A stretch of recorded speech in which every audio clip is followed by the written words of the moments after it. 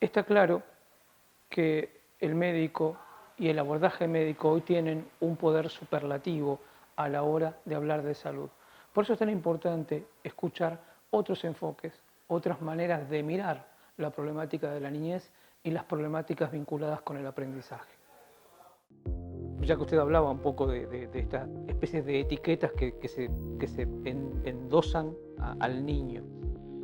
La primera cuestión, el síndrome de espectro autista y las metodologías tan en boga hoy, si es que se llama síndrome, si es que se puede llamar así, usted me lo dirá, están en boga hoy de algunas tendencias conductuales donde está el cartelito que el niño se cuelga en el cuello, el otro cartelito pegado en la heladera y la rutina que se repite invariablemente todos los días exactamente igual, como un modo de estar en el mundo de ese niño. Primera cuestión. Y luego está otra tendencia del uso del producto químico que supuestamente va a nivelar, regular, dosificar, domesticar la actividad del niño diagnosticado como usted decía. Y después hablemos de eso, del diagnóstico.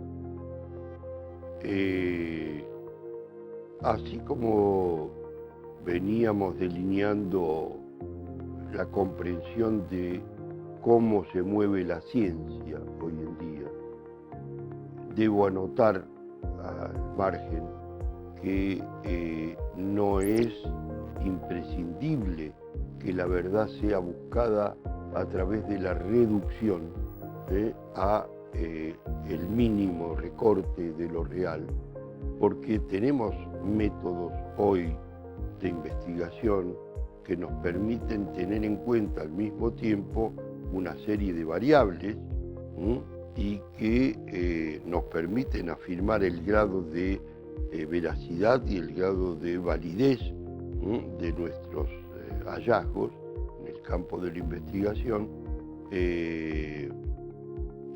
digamos, con una serie de recursos de cálculo que nos permiten justamente saber cuál es el grado de variancia, cuál es el grado de error, cuál es el grado de precisión y en qué condiciones la precisión se establece o no, aunque sean muchas las variables que se tienen en cuenta. Fíjense ustedes que en el campo del control del movimiento del capital financiero, por ejemplo, se tienen en cuenta millones de variables en segundos, pero millones y millones. Entonces, si eso es posible en el campo del control de la concentración de capital, ¿por qué no iba a ser posible en el campo de la ciencia de la causalidad del sufrimiento psíquico o mental? Claro que lo es. Y esto no es una suposición, lo es ciertamente.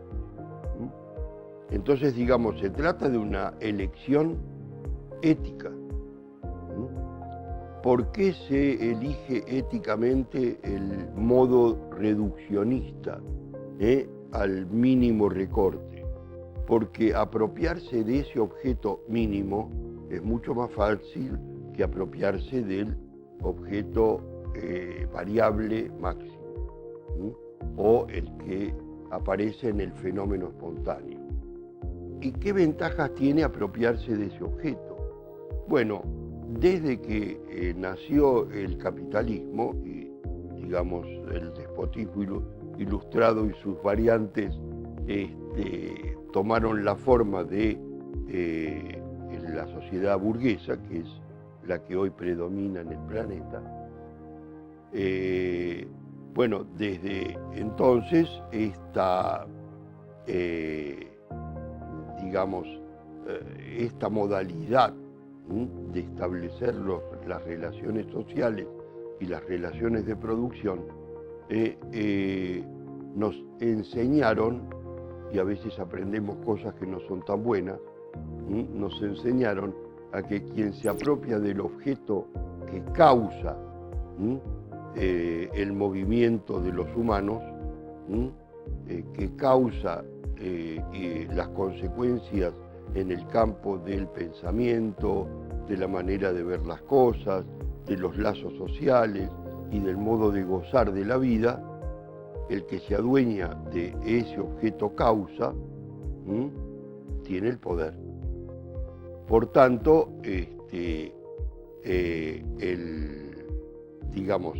hay dos vías. O yo le atribuyo al objeto que domino la condición de causa, sea verdad o no que lo sea, pero si se lo atribuyo y logro convencer a todo el mundo que esto es lo que causa, esta molécula es lo que causa que el chico se agite, y me torno dueño de una buena porción de la infancia y por lo tanto de una buena porción del modo en que se injertará en el cerebro de estos niños el modo de ver las cosas. Por lo tanto, estoy asegurando que el futuro sea coincidente conmigo. Esto es lo que se llama el espíritu corporativo.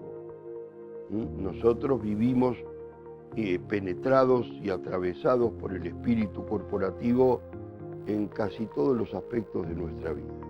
Se forman corporaciones para todo. Y lo que constituye y le da consistencia a una corporación es que los seres humanos que la componen se agrupan alrededor de una versión del objeto. Están los adoradores de autos deportivos. Uno dice, pero ¿cómo se pueden transformar en adoradores de una lata? Y bueno, qué sé yo, el objeto de goce, nacemos sin saber cuál es el que se va a fabricar en nosotros. Que ese es el grado de libertad de que disponemos. Pero resulta que el discurso social, que siempre reproduce la dialéctica del amo y del esclavo, según nos enseñaron nuestros filósofos de la modernidad,